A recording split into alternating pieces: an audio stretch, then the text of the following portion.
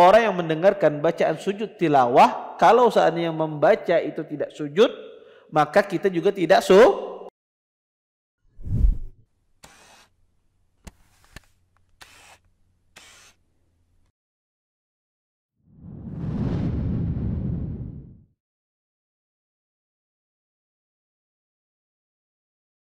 Assalamualaikum warahmatullahi wabarakatuh. Innal hamdalillah nahmaduhu wa nasta'inuhu wa nastaghfiruh wa na'udzu billahi min shururi anfusina wa min sayyiati a'malina. May yahdihillahu fala mudilla lahu wa may yudlil fala hadiya lahu. Asyhadu an la ilaha illallah wahdahu la syarika lahu wa asyhadu anna Muhammadan abduhu wa rasuluh. Fa inna asdaqal hadits kitabullah wa khairul hadi hadi Muhammadin sallallahu alaihi wasallam wa syarrul umuri muhdatsatuha wa kullu muhdatsatin fid din bid'ah wa kullu bid'atin dhalalah wa kullu dhalalatin fin nar. Amma ba'd. Bapak-bapak, ibu-ibu, ikhwan dan akhwat yang senantiasa dimuliakan oleh Allah Subhanahu wa taala. Alhamdulillah, segala puji bagi Allah Subhanahu wa taala dengan limpahan nikmatnya yang begitu besar. Di antaranya nikmat iman, nikmat Islam, nikmat kesehatan, sehingga kita dimudahkan oleh Allah Subhanahu wa taala untuk meluangkan waktu kita, melangkahkan kaki kita bisa berhadir di majelis ilmu. Mudah-mudahan apa yang kita cari, apa yang kita pelajari mendatangkan keberkahan dari Allah Subhanahu wa taala dan kita bisa mengambil manfaat dari apa yang akan disampaikan nantinya. Bapak, Ibu, ikhwan dan akhwat yang dimuliakan oleh Allah Subhanahu wa taala, kita lanjutkan kajian kita tentang syarah kitab Al-Muwatta, masih seputar tentang sujud tilawah. An Ibnu Syihab an Abdurrahman ibn al-A'raj an Abi Hurairah anna Umar bin Khattab radhiyallahu ta'ala anhu qara'a bin najmi idza hawa fasajada fiha summa qama faqara'a bi suratin ukhra. Dari Ibnu Syihab, dari Abdurrahman bin al-A'raj, dari Abi Hurairah, sesungguhnya Umar bin Khattab radhiyallahu ta'ala anhu beliau membaca surah An-Najm sampai pada firman Allah idza hawa, beliau pun sujud padanya. Kemudian beliau berdiri lagi dan membaca surah yang lain. Hadis ini adalah hadis yang sahih. Athar ini adalah athar yang sahih dari athar Umar bin Khattab radhiyallahu taala anhu. Di sini dijelaskan bahwasanya Umar bin Khattab radhiyallahu taala anhu beliau membaca surah An-Najm dan beliau sujud di dalam surah An-Najm tersebut. Surah An-Najm termasuk surah yang dipersisihkan oleh para ulama, adakah sujud ataukah tidak ada. Sebagian ulama melihat bahwasanya surah An-Najm ini tidak ada sujud tilawah padanya, berdasarkan hadis Zaid bin Sabit radhiyallahu taala anhu. Kata Zaid bin Sabit, qara'tu ala Rasulillah sallallahu alaihi wasallam An-Najm falam yasjud fiha. Kata Zaid bin Sabit, saya membacakan kepada Nabi SAW surah An-Najm, satu surah secara sempurna, dan Nabi tidak sujud padanya. Padahal Nabi SAW orang yang paling semangat di dalam beribadah kepada Allah. Tetapi kenapa kata Zaid bin Sabit beliau tidak sujud? Oleh karena itu kata para ulama, tidak ada sujud tilawah di dalam surah An-Najm berdasarkan hadis Zaid bin Sabit. Sebagian ulama mengatakan ada. Sujud tilawah di dalam surah An-Najm itu ada. Apa dalilnya? Hadis Ibnu Abbas. Hadis Ibnu Abbas menjelaskan Nabi pernah sujud di dalam surah An-Najm. Kata Ibnu Abbas, sajada Rasulullah sallallahu alaihi wasallam fiha, yakni surah An-Najm, wal muslimun wal musyrikun wal jin wal ins. Kata Ibnu Abbas, Rasulullah sallallahu alaihi wasallam sujud ketika beliau membaca surah An-Najm. Bahkan orang muslimin pun ikut sujud. Ini tentu peristiwanya di Mekah. Orang-orang muslimin pun ikut sujud. Bahkan orang musyrikun juga sujud ketika Nabi SAW membaca surah An-Najm. Dan jin dan manusia pun juga ikut sujud ketika Nabi membaca surah An-Najm tersebut. Maka berdasarkan hadis Ibnu Abbas ini, para ulama mengatakan bahwasanya surah An-Najm itu ada sujud tilawah. Maka ini ada dua khilaf, seolah-olah dua hadis yang bertentangan. Hadis Zaid bin Sabit yang menafikan adanya sujud tilawah di dalam surah An-Najm, dan hadis Ibnu Abbas yang menetapkan ada sujud tilawah di surah An-Najm. Yang benar adalah sujud tilawah itu ada di dalam surah An-Najm. Dalilnya apa? Hadis Ibnu Abbas tadi. Kemudian yang kedua dalilnya adalah athar Umar bin Khattab yang kita bacakan ini. Umar sujud di dalam surah An-Najm, dan Umar min khulafa ar-rasyidin, dari khulafa ar-rasyidin yang disuruh oleh Nabi kita untuk mengambil perkataan mereka dan perbuatan mereka. Kemudian adapun hadis Zaid bin Sabit, Nabi SAW tidak sujud di sana karena yang membaca itu Zaid. Yang membaca itu Zaid bin Sabit, bukan Nabi. Di dalam masa sujud tilawah, kalau pembacanya, qari'nya, talinya, yang membacanya itu tidak sujud, maka yang mendengarkan pun tidak sujud.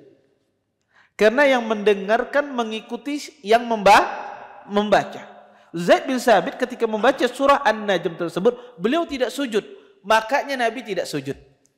Ya, Nabi tidak sujud akibat apa? Zaid bin Sabit tidak sujud, sedangkan Nabi di sini posisinya mendengarkan. Maka ketika Zaid bin Sabit tidak sujud, maka Nabi pun tidak sujud. Dan ini sudah kita singgung pada pertemuan sebelumnya, bahwasanya orang yang mendengarkan bacaan sujud tilawah, kalau seandainya yang membaca itu tidak sujud, maka kita juga tidak sujud. Kemudian yang kedua, ya, di dalam hadis ini, di dalam athar ini, ya, Umar setelah membaca surah An-Najm, beliau membaca surah yang lain ketika bangkit, ya. Ketika beliau bangkit dari sujudnya. Di sini terjadi khilaf di kalangan para ulama. Afdalnya bagi seorang imam, ketika dia membaca sujud tilawah, kemudian dia sujud, setelah itu dia bangkit dari sujudnya, afdalnya apakah dia langsung rukuk tanpa membaca ayat? Ataukah afdalnya dia membaca ayat, kalau seandainya ayat sujud tilawah itu di akhir surah, dia membaca surah yang lain, atau seperti apa? Umar bin Khattab radhiyallahu taala anhu, beliau berpandangan bahwasanya afdalnya seorang imam itu ketika dia sudah sujud tilawah, dia membaca ayat atau membaca surah yang lain. Kalau seandainya ada ayat setelahnya, baca ayat setelahnya. Kalau ada ayatnya berhenti di akhir, baca surah setelahnya. Ini pandangan Umar bin Khattab radhiyallahu taala anhu, dan ini juga pandangan sebagian ulama salaf. Kenapa? Karena itu menjadikan orang itu memungkinkan mendapat ruku yang sempurna dengan imam. Karena illah sebagian para ulama disunnahkan atau diabdalkan membaca surah atau ayat setelah sajadah, baru setelah itu ruku, memungkinkan orang itu mendapatkan ruku secara sempurna. Khususnya orang-orang tua. Kalau imamnya sujud tilawah, ya, kemudian bangkit, langsung ruku Allahu Akbar, yang tuhani kelawasan mengejar imamnya. Kada sempat, ya. Sehingga dia tidak mendapatkan ruku yang sempurna. Makanya sebagian ulama ussalaf, ya, sebagian para sahabat dan termasuk Umar bin Khattab radhiyallahu taala anhu, mereka menghasankan, menganjurkan untuk membaca ayat setelahnya dan juga membaca surah setelahnya, sehingga memungkinkan orang yang mungkin asal tidak tahu bisa mendapatkan rukuk secara sempurna.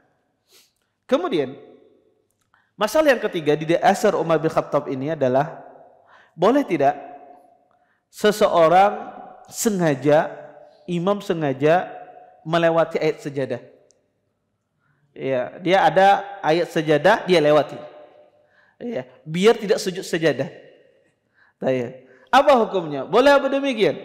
Seorang imam melewati ayat sajadah ketika dia membaca Al-Quran, kemudian setelah itu ayat sajadah dia lompati, dia berpindah ke ayat berikutnya.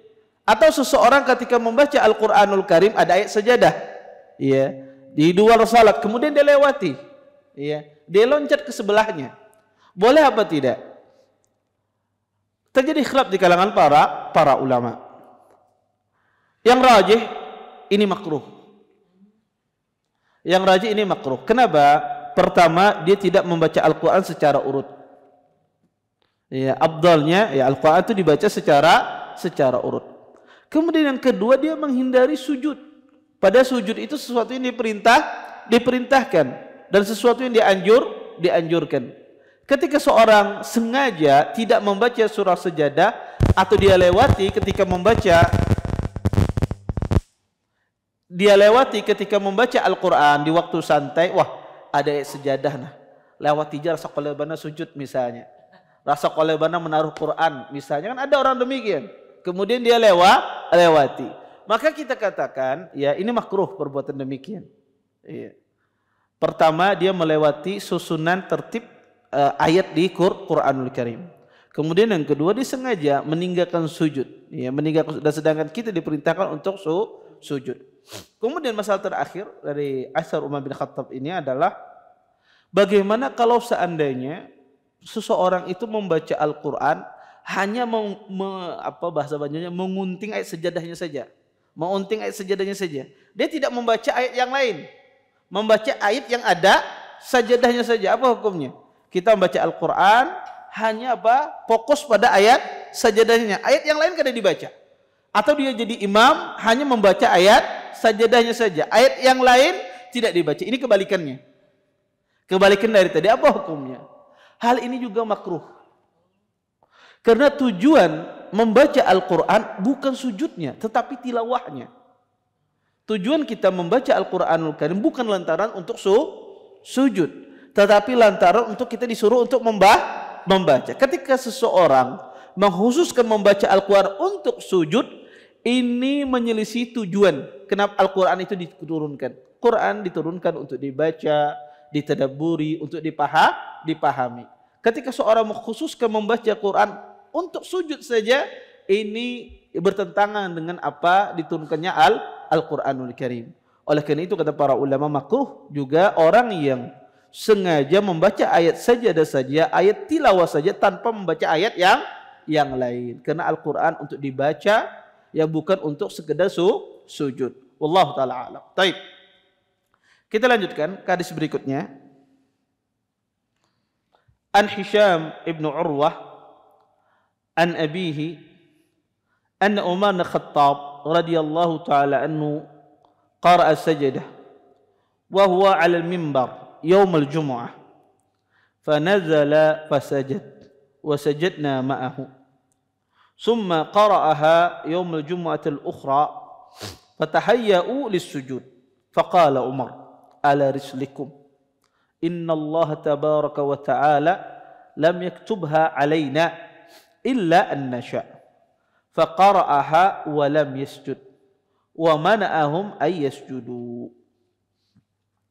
Dari Hisham bin Urwah, dari bapaknya, sesungguhnya Umar bin Khattab radhiyallahu taala anhu, beliau pernah membaca As-Sajadah. Ya. Kemudian ya, beliau membaca salah satu surat dari ayat-ayat sujud tilawah. Kemudian Umar pun pada saat itu beliau berada di atas mimbar pada hari Jumat, sedang berkhutbah. Kemudian beliau turun dari mimbarnya, kemudian beliau sujud. Dan para sahabat pun yang melihat demikian, kami pun sujud bersama Umar bin Khattab.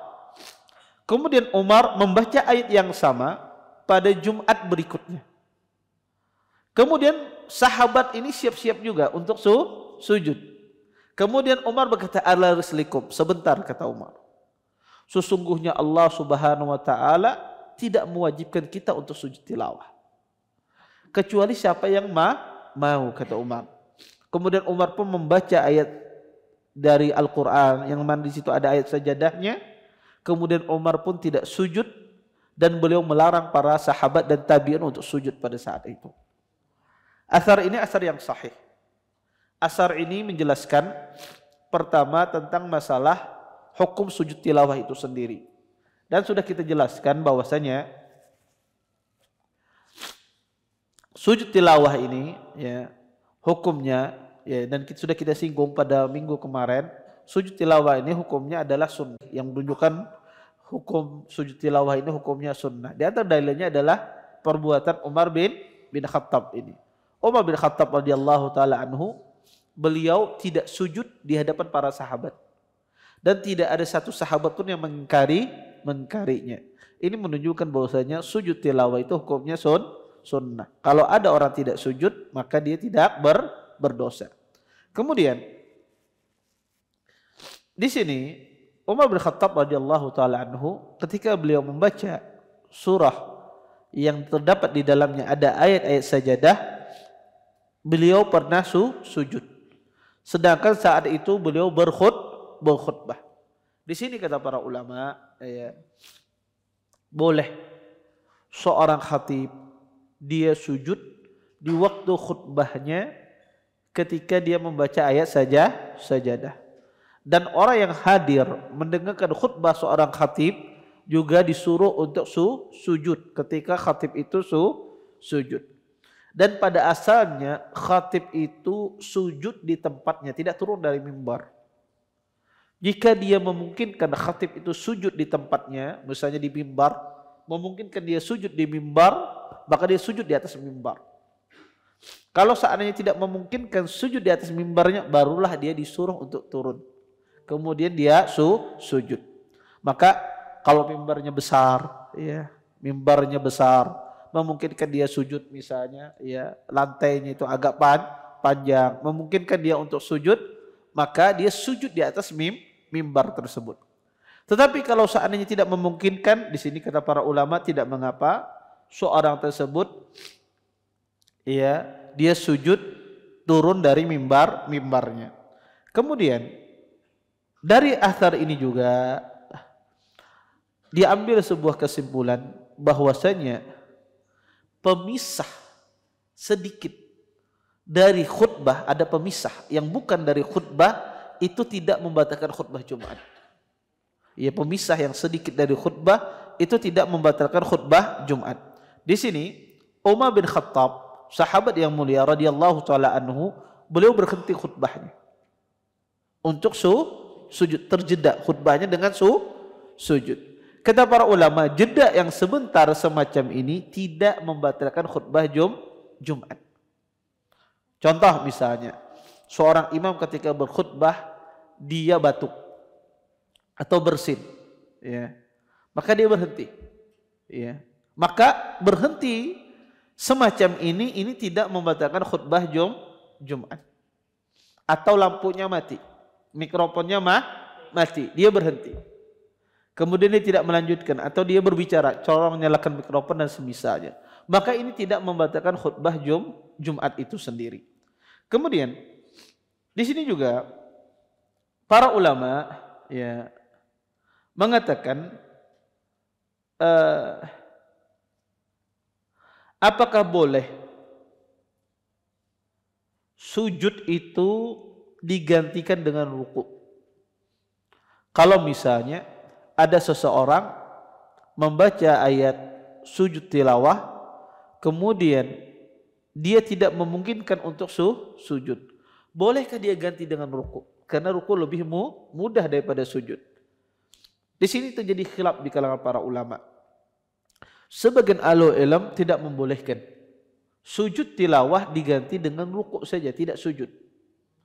Dalilnya apa? Adalah athar Umar ini. Umar bin Khattab beliau turun dari mimbarnya dalam rangka apa? Untuk sujud. Kalau seandainya sujud itu bisa digantikan ruku, nih saya Umar akan ruku di mimbarnya. Kemudian sebagian ulama madhab Imam Ahmad bin Hanbal membolehkan sujud itu diganti dengan ruku.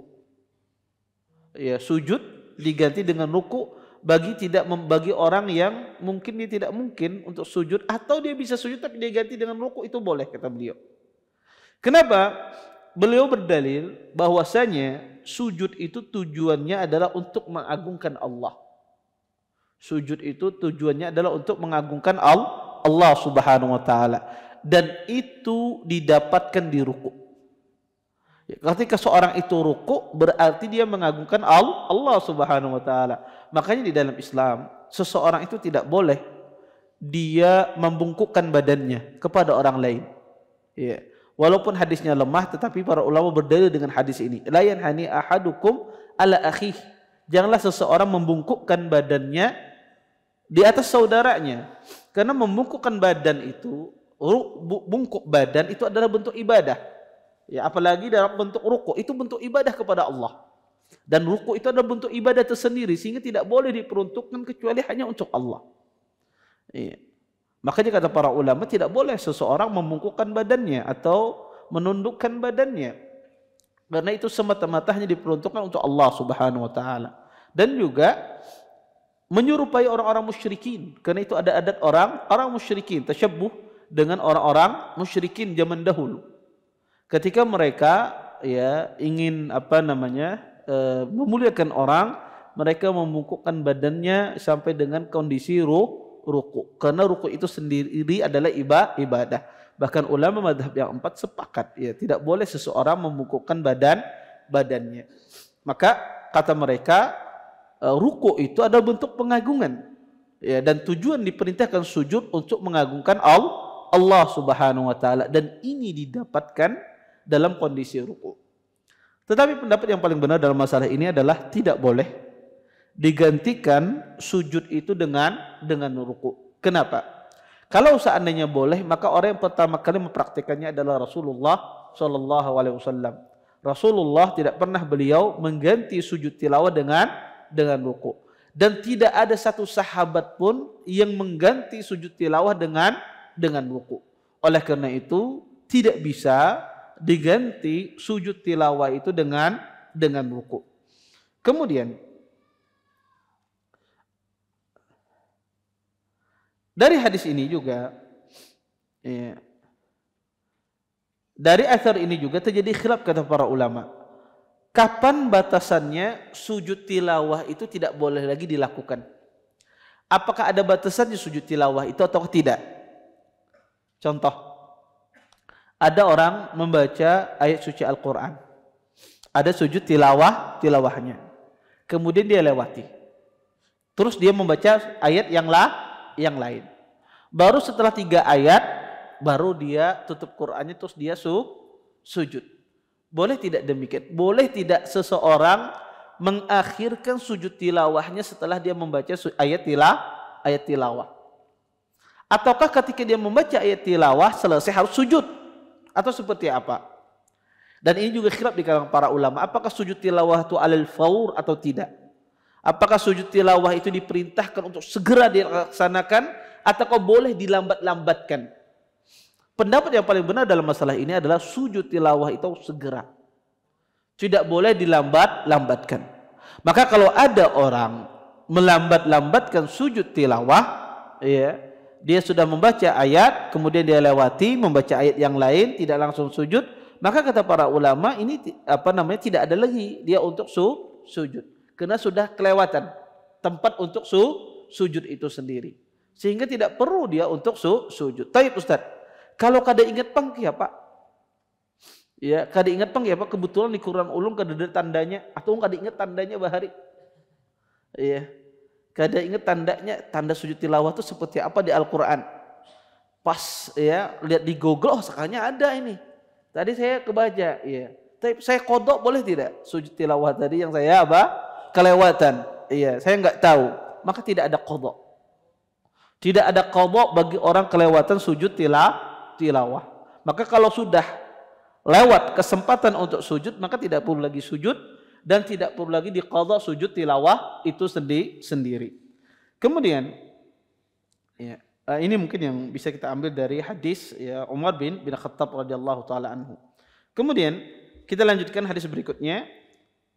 An Abdullah bin Dinar qal ra'aitu Abdullah bin Umar yasjud fi surat al-Hajj marratain.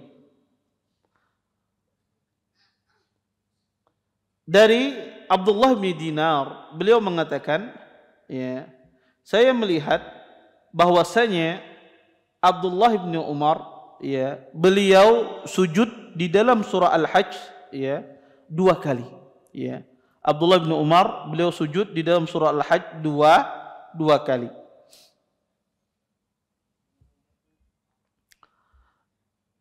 Bapak Ibu, ikhwan dan akhwat yang dimuliakan oleh Allah Subhanahu wa taala, suratul Hajj itu ada dua tempat di mana kita diperintahkan untuk sujud. Tempat yang pertama itu mahal ittifaq, ulama sepakat. Tetapi yang khilaf adalah firman Allah Subhanahu wa taala, ya ayyuhalladzina amanu ruk'u wasjudu. Di sini yang khilaf, apakah ada sujud tilawah di sini atau tidak ada? Itu ayat 77 dalam surah Al-Hajj. Apakah ada sujud tilawah atau tidak ada? Di tempat yang kedua. Di surah Al-Hajj itu ada dua tempat ya di mana kita di situ ada sujud tilawah. Tempat yang pertama tidak ada masalah, tidak ada khilaf. Yang kedua ini yang khilaf. Apakah ada sujud tilawah atau tidak ada? Karena hadis-hadisnya hadis yang lemah. Di antara hadis Amr bin As itu hadisnya lemah yang mengatakan Nabi SAW sujud tilawah pada tempat yang kedua, yaitu ketika firman Allah, ya ayyuhalladzina amanu ruk'u wasjudu. Oleh karena itu sebagian ulama mengatakan tidak ada sujud tilawah di dalam surah Al-Hajj pada bagian yang kedua, pada tempat yang kedua. Kenapa kata mereka? Karena di dalam ayat tersebut digabungkan antara ruku dan sujud. Ya, digabungkan antara ruku dan sujud, sehingga kata mereka tidak ada sujud tilawah di sini. Ya. Pendapat yang kedua mengatakan bahwasanya di dalam surah Al-Hajj itu ada sujud tilawah. Hadisnya lemah, betul, hadisnya lemah, tetapi perbuatan sahabat itu benar, yaitu asar Umar bin Khattab, ya asar Abdullah bin Umar. Sesungguhnya beliau sujud pada ayat yang kedua, bagian yang kedua dari dalam surah Al-Hajj. Maka kata para ulama, ini mengisyaratkan, menguatkan, ya. Dan ini juga salah satu manhaj yang dipersisikan oleh ulama hadis. Bolehkah sebuah athar, perkataan sahabat itu menguatkan hadis yang lemah? Jadi hadis Abdullah bin Amr bin Al-As hadisnya lemah. Nabi SAW itu sujud di bagian kedua dalam surah Al-Hajj, ya, yaitu ketika perkataan ya ayyuhalladzina amanu ruk'u wasjudu. Hadisnya lemah. Tetapi ada asar yang sahih, asar Abdullah ibn Umar. Beliau sujud pada ayat-ayat tersebut.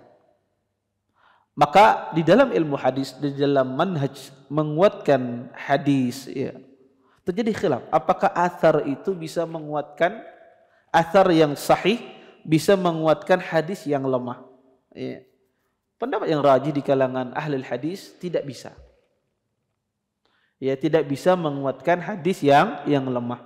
Sehingga asar yang sahih itu tidak bisa menguatkan hadis yang lemah. Karena manhaj para ulama, ya, ulama-ulama terdahulu, Imam Bukhari, Imam Muslim, Ali bin Madini, Ibnu Ma'in, Abu Hatim Ar-Razi dan yang lainnya, mereka tidak pernah menguatkan hadis yang lemah dengan sebuah asar. Ya, oleh karena itu kata para ulama tidak bisa dikuatkan. Tetapi asar itu bisa yusta'nas, bisa dijadikan dalil karena adanya ya, hadis tadi, hadis yang lemah tadi bisa dijadikan dalil karena adanya asar dari seorang sahabat. Ya. Wallahu ta'ala alam, pendapat yang benar adalah di dalam surah Al-Hajj itu ada dua sujud, di dua tempat sujud di dalam surah Al-Hajj. Kemudian berkata Imam Malik rahimahullahu ta'ala, kata beliau,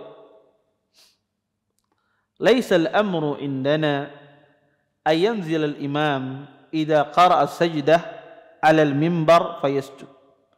Kata Imam Malik rahimahullahu taala, kata beliau bahwasanya ya bukan ya dari kami, kata Imam Malik rahimahullahu taala, ya bukan perkara itu menurut kami imam itu turun ya ketika dia membaca sajadah, ayat sajadah di mimbarnya kemudian sujud.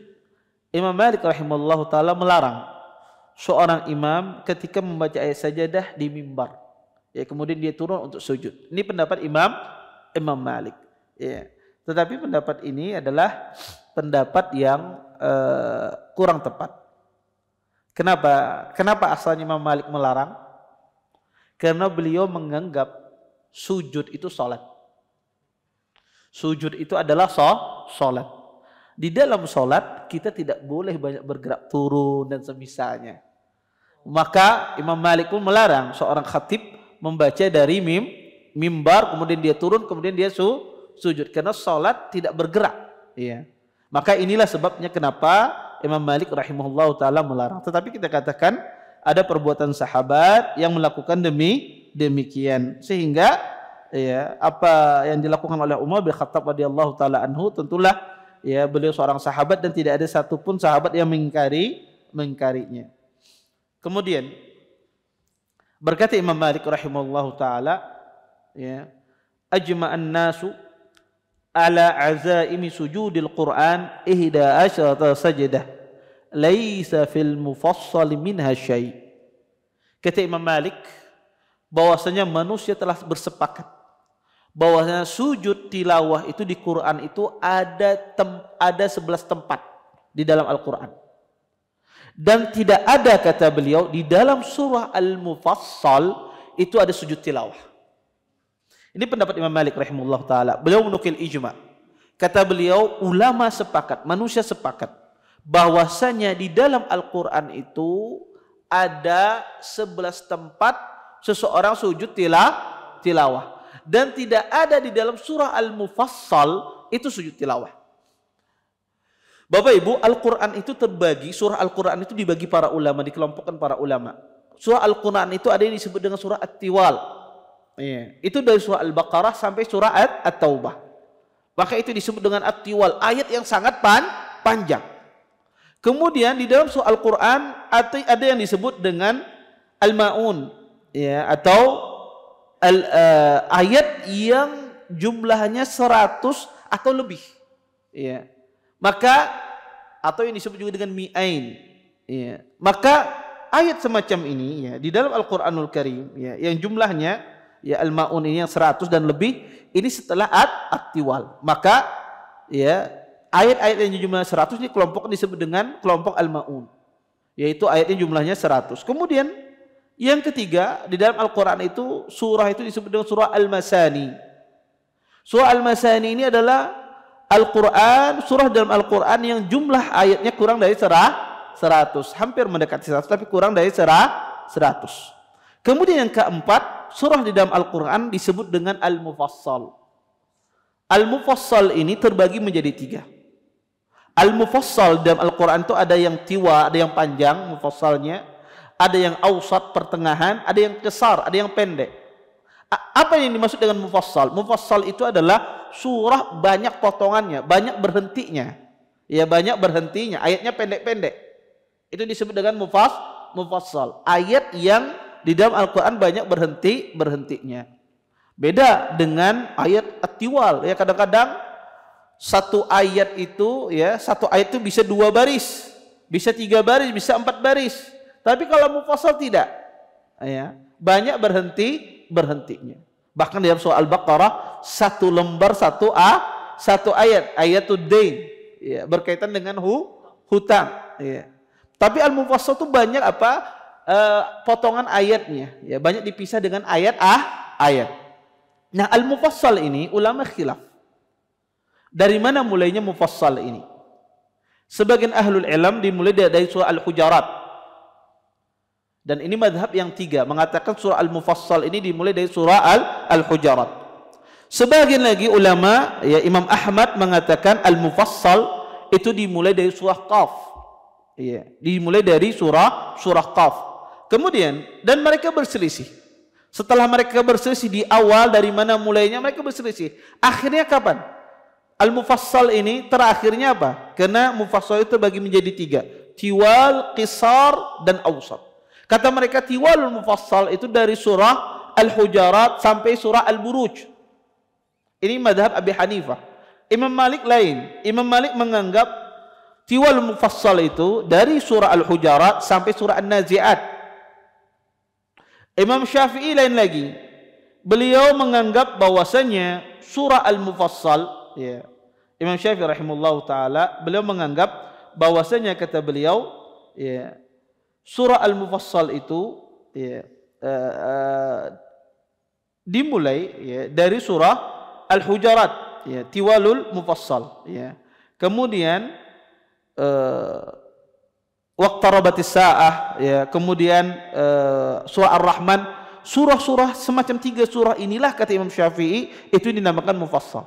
Beliau tidak menentukan surah-surahnya, tapi yang panjangnya semacam ini disebut dengan tiwalul mufassal. Kemudian Imam Syafi'i melihat awsatul mufassal itu seperti surah wasyamsi waduhaha wal laili idza yaghsha, maka kata beliau ini awsatul mufassal. Adapun qisarul mufassal kata Imam Syafi'i itu seperti surah Al-Asr. Ya, surah Al-Asr, surah Al-Ikhlas dan semisalnya. Imam Ahmad mengatakan tiwalul mufassal itu ya dimulai dari surah Qaf sampai surah An-Naba.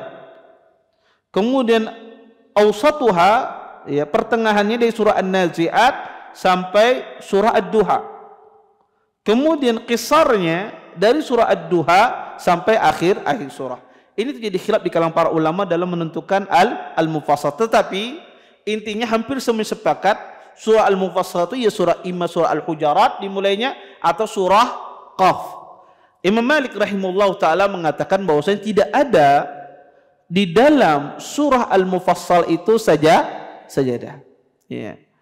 Tetapi yang benar di dalam surah al-mufassal itu ada sajadah. Seperti di surah An-Najm.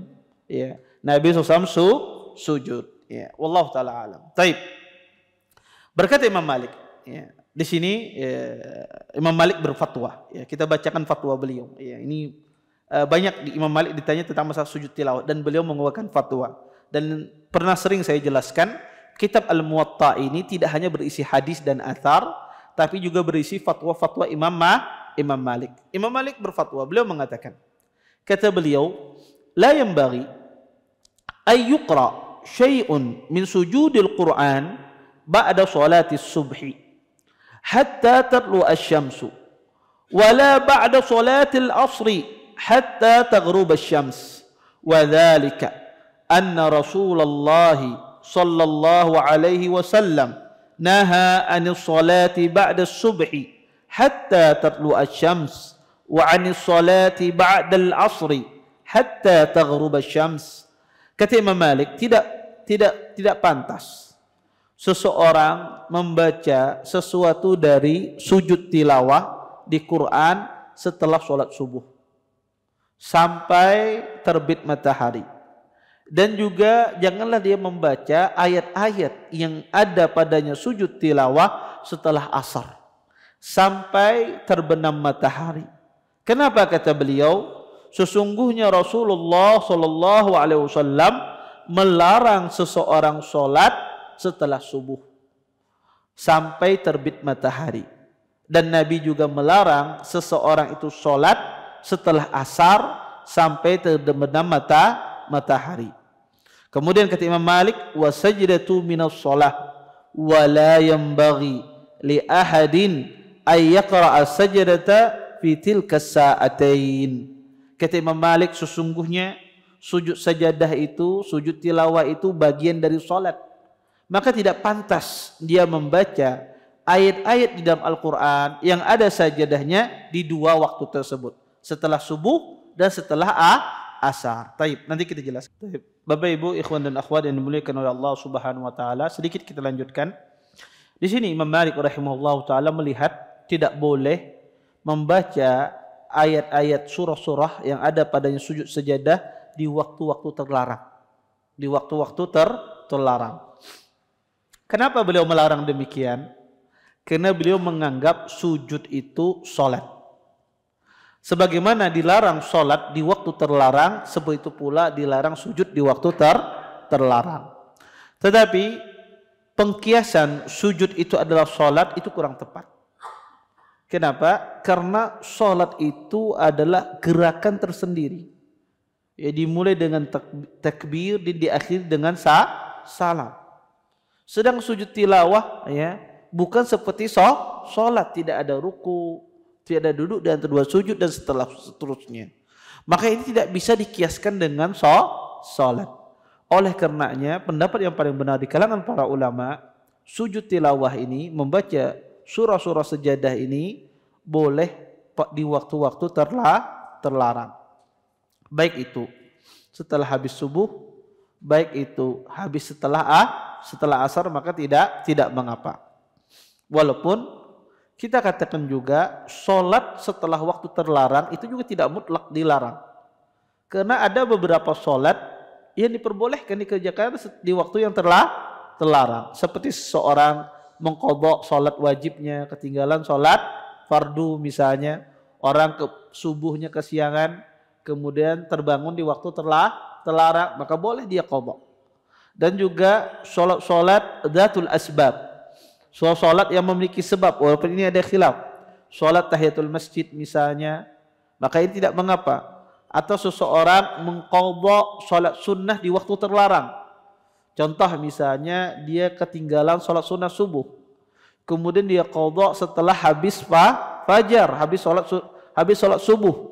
Ya, para ulama membolehkan, walaupun sebagian ahlu ilmu mengatakan afdalnya bagi orang ketinggalan sholat sunnah subuh, afdalnya dia laksanakan nanti setelah berlalu waktu syuruk. Ya, setelah berlalu waktu syuruk, tidak habis langsung setelah sholat fajar. Ya, karena menunggu waktu yang terlarang. Ya, tetapi kalau seandainya dia qadha setelah itu maka tidak mengapa. Kalau kebiasaan, ya, kalau tidak memiliki kebiasaan tiba-tiba mengqadha, kenapa? Hendak benar ya mengqadha, padahal pernah sembahyang, ya. Maka ini tidak dianjurkan, ya. Kemudian maka tidak semua sholat juga dilarang di waktu-waktu terlarang. Ada beberapa sholat diperbolehkan. Sholat jenazah itu diperbolehkan. Kemudian tahiyatul masjid itu diperbolehkan. 2 rakaat ya setelah tawaf itu diperbolehkan. Mengqadha sholat wajib atau mengqadha sholat sunnah berdasarkan pendapat yang rajih itu juga diperbolehkan di waktu-waktu yang terlarang. Sehingga melarang membaca surah sajadah, ayat-ayat yang padanya surah sajadah, maka ini tidak boleh, ya. Maka ini tidak boleh dibaca di waktu terlarang, pendapat kurang kuat, ya. Wallahu taala alam. Taib. Ditanya Imam Malik, aman qara'a sajdatan wa imra'atun haidun tasma' hal laha an tasjuda ma'ahu? Qala la yasjudu ar-rajul wal mar'ah illa wa huma tahiran. Ditanya Imam Malik tentang seseorang membaca ayat di dalam Al-Quran terdapat padanya sujud sajadah, dan sedangkan pada saat itu wanita haid mendengarkan bacaan orang ini, apakah wanita ini sujud bersama laki-laki ini? Kata Imam Malik, tidak sujud laki-laki tersebut, dan wanita tersebut juga tidak boleh dia sujud kecuali kedua-duanya dalam kondisi suci. Berdasarkan hal ini, Imam Malik rahimahullah ta'ala melihat bahwasanya orang yang sujud tilawah, membaca ayat di dalam Al-Quran yang ada padanya sujud tilawah, maka ketika dia sujud harus dalam kondisi suci. Kalau dia tidak dalam kondisi berwudu, menurut Imam Malik tidak boleh. Dan ini masalah khilaf di kalangan para ulama. Dan sekali lagi, asal khilafnya ini adalah sujud tilawah itu sholat ataukah bukan. Itu asal khilafnya. Bagi yang memandang itu seperti sholat, maka mereka mengatakan harus bersuci. Karena sholat tidak diterima kalau orang tidak berwudu. Harus menghadap kiblat. Tidak boleh sujudnya tidak menghadap kiblat. Kelazimannya harus menutup aurat. Tidak boleh tidak menutup aurat. Ya, ini bagi kelaziman yang mengatakan sujud tilawah itu seperti sholat. Tapi bagi orang yang mengatakan sujud tilawah itu bukan seperti salat, maka mereka mengatakan tidak disyaratkan untuk suci, tidak disyaratkan untuk menutup aurat. Ya, maka kalau misalnya ada ibu-ibu ya lagi memasak sambil murojaah Al-Qur'an, ya mungkin ini jarang, Bang. Ya, tetapi sambil murojaah Al-Qur'an misalnya, ya, kemudian sidin terbelujung membaca ayat tilawah dan pakai baju daster, ya, tidak berwudu, apakah boleh? Bagi pendapat yang kedua ini boleh dia langsung sujud, ya. Maka pendapat yang rajih wallahu taala alam, ya, pendapat yang mengatakan sujud tilawah bukan seperti salat, sehingga tidak mengharuskan dia berwudu, tidak mengharuskan ketika dia sujud menghadap kiblat, tidak mengharuskan dia ketika sujud itu menutup auratnya. Walaupun sekali lagi saya katakan, kalau seandainya orang kondisinya menutup aurat, bersuci, menghadap kiblat, tentu ini lebih baik. Wallahu taala alam. Oleh karenanya boleh wanita haid ketika dia membaca Al-Quran kemudian lewat padanya ayat sajadah, dia sujud boleh. Boleh pula wanita haid ketika mendengar seseorang membaca Al-Quran, dia mendengarkan, kemudian orang tersebut sujud, dia ikut sujud. Karena tidak mengharuskan suci. Wallahu ta'ala alam. Ini mungkin yang bisa ulun sampaikan. Mudah-mudahan bermanfaat. Kalau ada pertanyaan silahkan. Kalau tidak ada kita tutup. Sebentar. Antum terus yang belakang dulu. Gantian. Ya, Bismillah. Izin Ustaz, ingin menanyakan tentang sujud tilawah tadi Ustaz. Bolehkah berdoa di dalam sujud tilawah selain puji doa yang sudah ada? Artinya kita ada hajat dalam sujud tilawah itu bolehkah kita minta? Yeah. Yang kedua, ketika ini kasusnya istri Ustaz, misalkan dia lagi sholat, Anda tidak tahu dia sholat sunnah, Anda panggil. Apa yang harus dia lakukan? Apakah batal untuk menjawab panggilan suami atau tetap melanjutkan sholat sunnahnya? Yang kedua. Yang ketiga Ustaz izin, ketika ini kita di pasar atau di tempat umum atau di jalan mencium bau wangi-wangian yang kira-kira bau itu dari ahwat Ustaz. Apakah otomatis namanya wangi ya kita suka Ustaz? Bagaimana hukumnya? Apakah itu boleh atau bagaimana Ustaz? Jazakallah khair. Iya. Taib. Pertama, masalah seseorang boleh tidak berdoa di dalam sujud tilawah. Boleh, ya seseorang berdoa dalam sujud tilawah karena kata Nabi sallam, perbanyaklah seorang doa di waktu sujud karena sedekat-dekatnya seseorang dengan Tuhannya ketika dia berada di waktu sujud. Maka kalau seandainya dia berdoa boleh, ya setelah dia membaca zikir, ya seperti zikir di dalam sholat, tentunya doa sujud tilawah ini seperti zikir di dalam sholat. Kemudian dia berdoa, meminta hajatnya kepada Allah. Boleh tidak? Boleh tidak mengapa. Wallahu ta'ala alam. Kemudian, kalau seandainya seorang wanita lagi sholat sunnah, dipanggil oleh suaminya, apa yang harus dilakukan? Apakah dia batalkan sholatnya atau tidak? Kalau seandainya suaminya tersebut, dia tidak marah kalau dia meneruskan sholatnya, ya maka teruskan sholatnya. Ya, selesaikan sholatnya. Tapi kalau diketahui ya dari suami tersebut ya marah ya, emosi ya, ikam nih aku panggil kadang menjawab misalnya. Maka kalau seandainya itu ya menimbulkan kemarahan suami, maka dia batalkan. Dia batalkan dan memenuhi panggilan suami tersebut ya, karena berkhidmah kepada suami ya dalam hal ini ada wajib hukumnya. Seorang wanita berkhidmah kepada suaminya, apalagi didapati kemurkaan suami saat sang wanita tidak memenuhi panggilannya. Maka kondisi semacam ini wajib ya. Tetapi juga ya seorang suami harus ya kalau seandainya istrinya lagi beribadah ya jangan marah lah ya. Oh, apa maksudnya dia membaca surah Al-Baqarah 2 juz setengahnya hafal Quran misalnya. Kada lawas benar ya, mungkin kada dimarahi misalnya. Kebetulan dia hafal Quran ya semacam itu. Ya bisa jadi ya seorang suami ya ada hajatnya di malam hari, ternyata istrinya hafal Quran, kemudian membaca sholat tahajudnya lama ya misalnya demikian. Maka kalau dia ketahui dari suaminya marah dan semisalnya, maka dia batalkan. Kalau seandainya suami tidak marah, tidak mengapa, dia teruskan sholatnya. Kemudian, bolehkah kita ya mencium wangi wanita pakai minyak wangi, kemudian kita tercium. Kalau tercium tidak ada masalah, tapi kalau mencari-cari untuk mencium tidak boleh. Ya. Kalau tercium tidak ada masalah, ya itu tidak sengaja. Tapi kalau menyasar dari mana baunya ini, ya maka ini tidak boleh ya, karena tidak boleh. Kalau tercium itu waktu tidak sengajaan. Tapi kalau beristilah ya mencari-cari ya dan seterusnya maka ini tidak diperbolehkan. Wallahu taala alam. Baik, fadhal.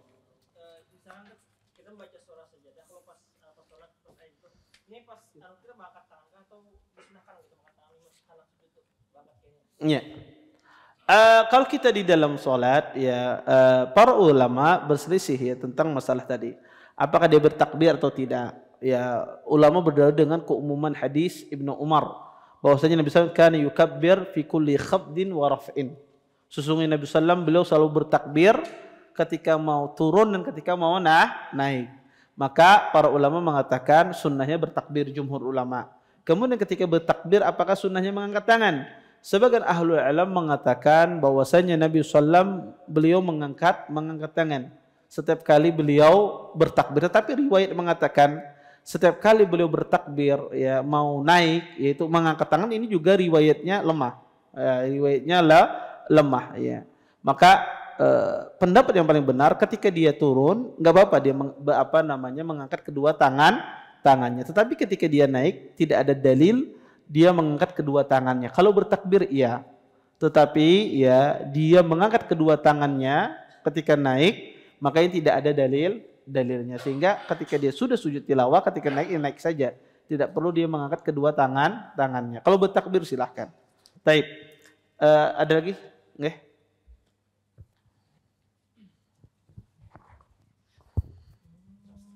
Izin bertanya Ustaz mengenai ulun pernah Ustaz tadarusan di masjid waktu bulan puasa ketika ada surah sujud sejadah. Kada sujud cuma membaca subhanallah walhamdulillah wala ilaha illallah Allahu akbar. Apakah boleh mengganti dengan tadi sujud tilawah? Karena ulun mengalami sendiri kada tahu itu nah. Dan yang kedua, membaca senandung Al-Qur'an itu apakah boleh Ustaz?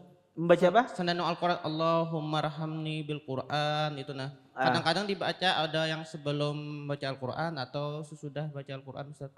Iya. Tadi ada permasalahan yang saya lupa menyebutkan permasalahannya ya karena tadi keterbatasan waktu.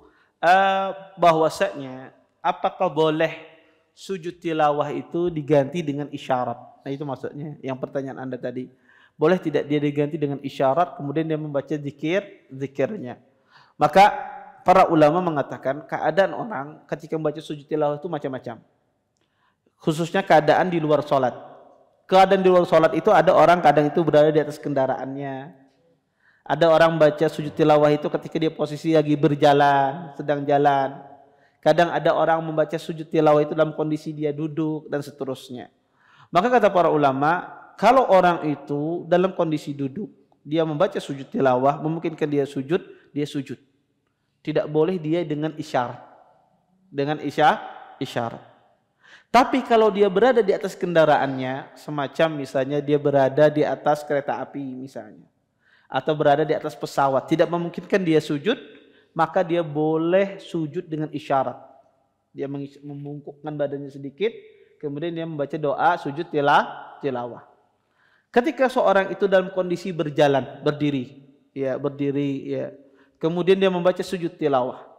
Apakah boleh dia sujud tilawah dengan dia memberikan isyarat agak membungkuk atau dia harus sujud? Kata para ulama, kalau tidak ada uzur menghalang dia untuk sujud, dia harus sujud.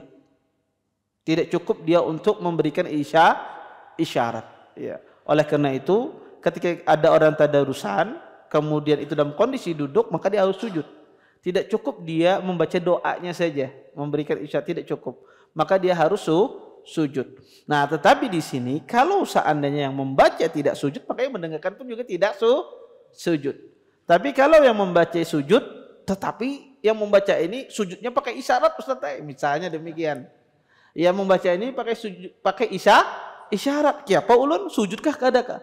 Maka kita meyakini isyarat itu bukan sujud, berarti dia tidak sujud. Maka kita tidak perlu sujud semacam itu. Kemudian bersenandung namanya ya. Bersenandung Quran. Apakah boleh atau tidak boleh? Kalau itu dikhususkan setelah membaca Al-Quran, sebelum Al-Quran tentu tidak boleh. Karena Al-Quran dimulai dengan wa idza qara'tal Quran fasta'id billah. Jika engkau membaca Al-Quran, mulailah dengan ta'awud. A'udzubillahi minasyaitonir rajim. Dan seperti itu pula, kalau itu dibaca setelah Al-Quran, itu juga tidak ada anjurannya. Nabi SAW tidak menyuruh kita membaca Al-Quran ditutup dengan senandung. Tetapi kalau di luar dari membaca Al-Quran, semacam misalnya menina bobokkan anak, ya lagi guring, ya anak kecil, anak bayi dinina bobokkan, kemudian disenandungkan dengan semacam situ, Allahumma hamdi bil Quran, misalnya, boleh apa tidak? Bersenandung pada asalnya di dalam bahasa Arab, di dalam Islam tidak ada masalah. Orang bersenandung, bernada-nada, tidak masalah. Selama yang diucapkan itu pertama muatannya baik, tidak diiringi dengan alat musik, dan tidak mengikuti irama musik. Ada orang bersenandung tetapi dia mengikuti tangga nada musik. Kalau mengikuti tangga nada musik, ya, walaupun itu nasyidnya misalnya isinya baik, tapi dia mengikuti tangga nada musik, ini tidak boleh. Ya. Tapi kalau dia bersenandung, isinya baik, tadi tidak diiringi dengan alat musik, kemudian tidak mengikuti tangga nada musik dan semisalnya, maka tidak ada masalah. Anda mengajarkan kepada anak Anda huruf alif, misalnya alifun arnab, baun battah, misalnya demikian. Anda senandungkan demi, tidak ada masalah, karena dia tidak sesuatu yang tidak diharamkan. Karena orang Arab dulu juga demikian. Mereka yulqas syi'r, mereka dulu melontarkan syair dengan bernada demikian. Ya, bernada demikian. Yang dilarang itu adalah diiringi dengan alat musik, kemudian muatannya tidak benar, ya. Kemudian atau dia mengikuti tangga nada musik semacam itu. Itu yang dilarang. Kalau tidak ada masalah. Seseorang menandungkan, ya, sesuatu yang baik, ya, tidak mengapa. Wallahu taala alam. Baik. Ada yang lain? Ada, baik. Iya, di belakang.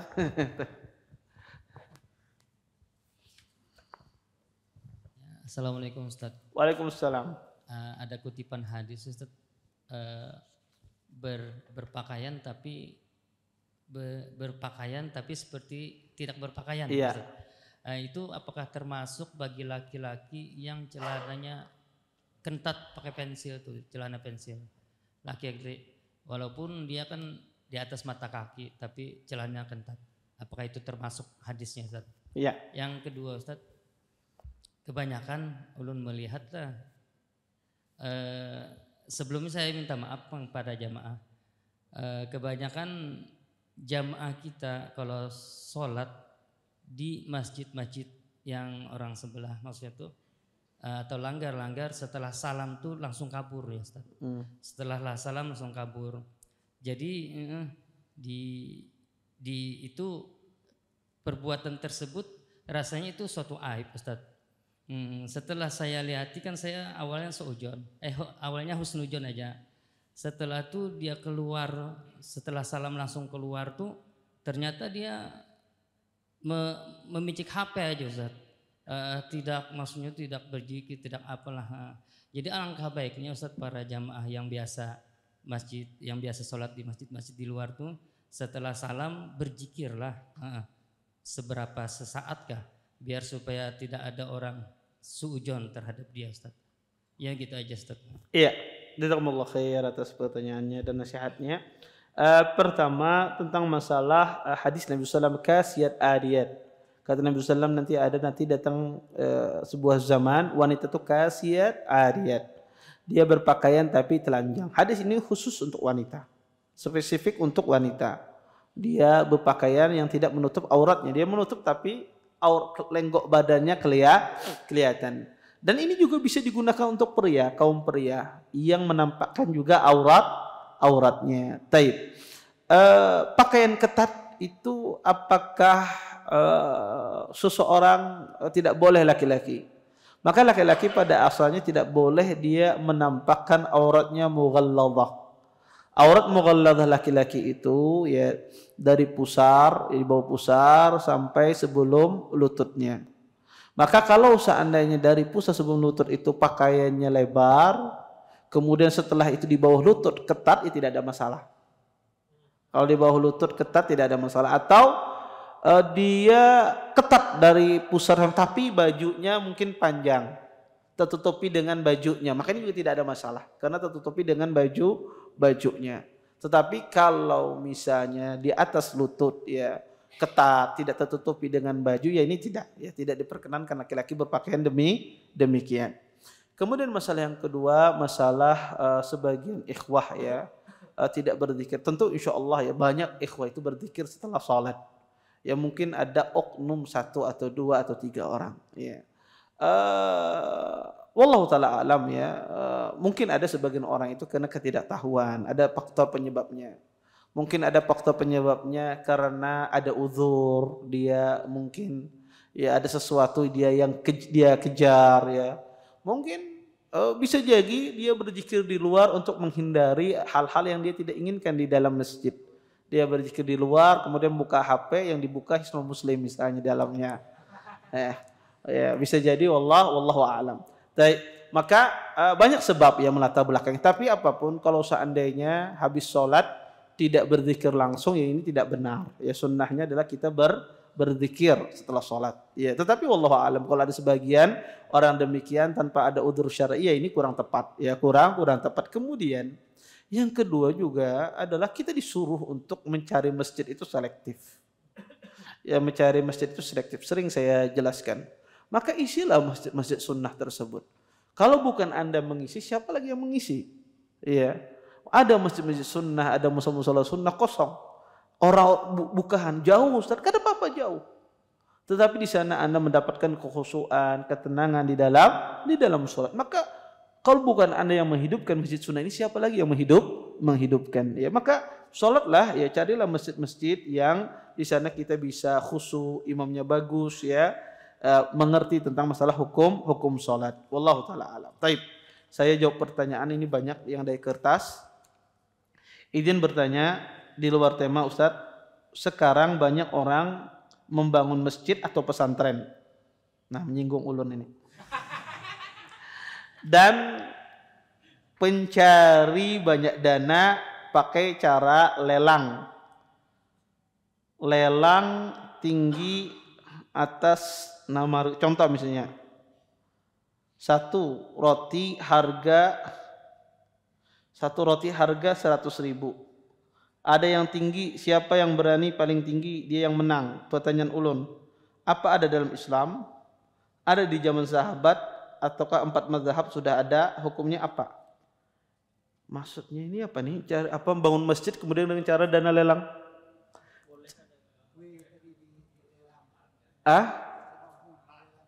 Kalau hukum lelang tidak ada masalah. Hukum lelang tidak ada masalah. Itu disebut dengan bai'ul muzayadah. Bai'ul muzayadah tidak ada masalah. Seseorang misalnya HP ini, saya lelang HP ini. Dengan dimulai dengan lelangannya 10 juta misalnya. Siapa yang mau lebih tidak ada masalah. Karena itu bukan masuk di dalam akad. Itu masuk di dalam masalah penawaran. Dan bai'ul muzayadah dalam ilmu fikih disebut dengan bai'ul muzayadah, ini diperbolehkan. Tidak mengapa. Ya. Maka para ulama membolehkan bai'ul muzayadah. Kalau ini dimaksudkan, apakah ada dalam Islam? Ada lelang itu. Ya. Kemudian apakah ada di zaman sahabat? Saya lupa apa terjadi pada zaman sahabat. Yang jelas pada atba'ut tabi'in ada. Ulama menukil masalah bai'ul muzayadah. Ya. Maka hukumnya boleh. Ya, hukumnya boleh. Wallahu taala alam. Baik. Bismillah, izin bertanya di luar tema Ustaz. Saya seorang karyawan di perusahaan spare part dan saya adalah adminnya. Pertanyaannya, apa boleh Tat jika ada customer mau beli spare part, saya beli spare partnya terlebih dahulu, lalu setelah itu baru saya jual lagi ke customer saya yang tadi dengan harga yang sudah saya tentukan sendiri dengan maksud saya mendapat keuntungan? Kada boleh. Tidak boleh, ya, diharamkan, ya. Karena ya Anda tidak boleh semacam itu. Karena Anda diamanahi oleh orang yang memperkerjakan Anda. Kalau Anda bisa menjual tinggi, maka Anda jual tinggi. Kenapa harus Anda jual murah? Ya, kemudian Anda beli, tidak boleh. Ya, maka dia tidak boleh ya membeli dahulu kemudian dijual dengan customer tersebut. Ya, makanya tidak boleh di dalam Islam. Karena dia adalah wakil. Ya, wakil dia harus sesuai dengan apa yang diwakilkan. Baik. Pertanyaan dari media sosial. Assalamualaikum Ustadz, maaf bertanya di luar tema. Kertas ini semuanya di luar tema. Saat saya mendapat rezeki, entah berapa uang, makanan, benda atau yang lainnya, Lalu saya membagikannya. Siapa yang terlebih dahulu saya bagi? Apakah istri dan anak-anak saya, orang tua saya, atau mertua saya? Maka yang pertama yang Anda bagikan adalah istri. Kemudian anak-anak Anda, kemudian orang tua Anda, baru setelah itu mertua Anda tidak ada masalah. Kalau misalnya di situ ada saudara Anda, maka saudara Anda terlebih dahulu daripada mertua. Ya. Kalau seandainya maka didahulukan yang terdekat.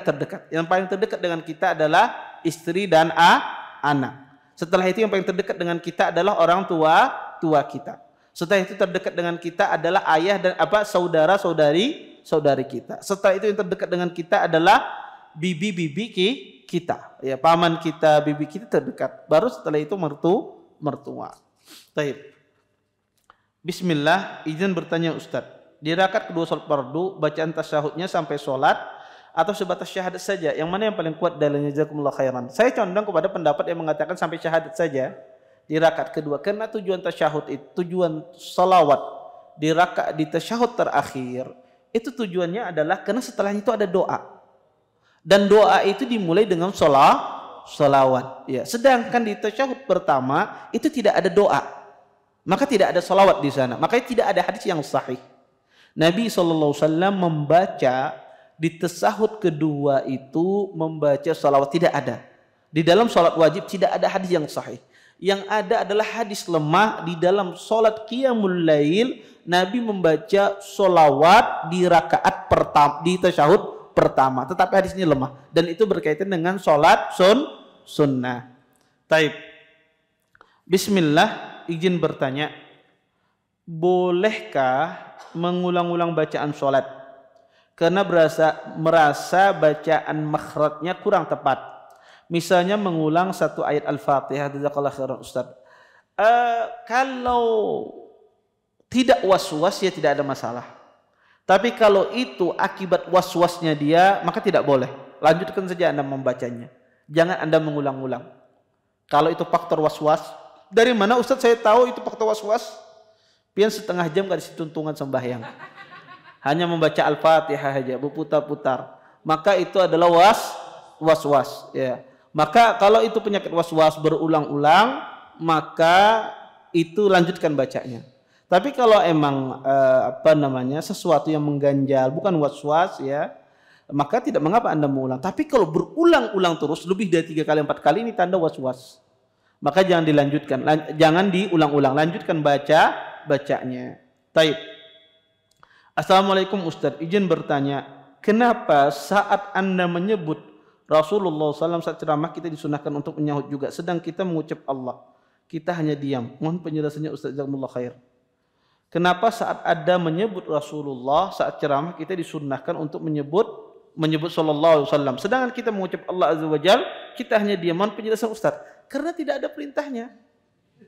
Ya, karena tidak ada perintahnya. Ya, ketika menyebutkan Nabi ada perintahnya, maka kita mengucapkan sallallahu alaihi wasallam. Ya, maka orang yang mendengarnya disuruh untuk mengucapkan sallallahu alaihi wasallam. Ya, semacam itu. Yang kelima, assalamualaikum warahmatullahi wabarakatuh. Semoga Allah azza wa jalla memberikan kesehatan dan keberkahan kepada pian dan jamaah seluruhnya. Izin bertanya Ustaz, bagaimana cara melakukan sujud tilawah pada surah yang ayatnya terakhir ada tanda sujud tilawah sajadah? Apakah setelah bangkit dari sujud melanjutkan surah berikutnya? Sebagaimana saya jelaskan tadi, sebagian ulama seperti Umar bin Khattab dan yang lainnya, mereka menghasan, artinya menganjurkan ketika di ayat terakhir dia membaca surah lagi atau membaca ayat lagi kalau bukan di ayat terakhir, karena untuk bisa memungkinkan orang itu dapat rukuk secara sempurna. Tapi kalau seandainya ada orang membaca ayat tilawah di ayat terakhir kemudian dia langsung rukuk lagi, tidak ada masalah, ya, tidak mengapa. Bagaimana caranya? Dia bangkit, ya Allahu Akbar, ya, kemudian dia rukuk dengan mengatakan Allahu Akbar, maka tidak mengapa. Ya. Tapi afdalnya adalah kalau dia baca surah yang lain, kalau itu sudah di akhir surah itu lebih afdal, atau dia membaca ayat yang lain itu lebih afdal. Wallahu taala alam. Terakhir tadi ada yang bertakun di sana. Silakan. Ya.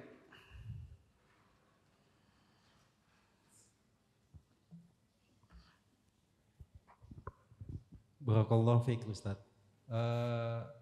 Pada waktu sujud tilawah dalam keadaan sholat itu bangkitnya apakah duduk dulu apa langsung? Oh ya. Ustaz. Jazakallah khair. Iya, jazakumullah khair. Ketika sujud tilawah bangkitnya langsung bangkit. Langsung bangkit, tidak ada duduk istirahat. Itu kesalahan orang melakukan duduk istirahat di sujud tilawah. Tapi sebagian orang itu kadang langsung bangkit terjurungkup biasanya. Apalagi orang tua, apalagi berat badannya, sehingga dia mengambil ancang-ancang duduk biasanya, bukan duduk istirahat. Iya, sebagian orang kalau itu diniatkan duduk istirahat salah. Tapi kalau sekedar mengambil ancang-ancang posisi biar kawah berdirinya nyaman, tidak ada masalah. Iya. Ya, tetapi tidak ada duduk istirahat. Ya, kebanyakan orang kadang-kadang dia habis sujud tilawah ketika ingin bangkit, ya, dia duduk di sini bukan untuk duduk istirahat, tapi orang mengambil ancang-ancang posisi nyaman biar berdiri. Karena orang kadang terbiasa habis sujud langsung berdiri, bisa terjungkang kadang-kadang, ya apa macam, apalagi orangnya berat badannya. Maka kalau dia niatnya duduk itu bukan duduk istirahat, cuma untuk mengambil posisi yang nyaman, berdiri tidak ada masalah. Tapi kalau itu duduk istirahat, makanya tidak boleh kata Imam Nawawi. Bahkan Imam Nawawi nukul ijma, tidak ada duduk istirahat di sujud tilawah. Wallahu taala a'lam. Mungkin ini yang bisa ulun sampaikan. Untuk tutup dan doa kafatul majelis. Subhanallahumma bihamdika asyhadu an la ilaha illa anta astaghfiruka wa atubu ilaik. Assalamualaikum warahmatullahi wabarakatuh. Terima kasih. Jazakumullah khairan wa barakallahu fikum. Video ini dibuat atas partisipasi dari donasi Anda. Semoga menjadi amal jariah bagi Anda semuanya.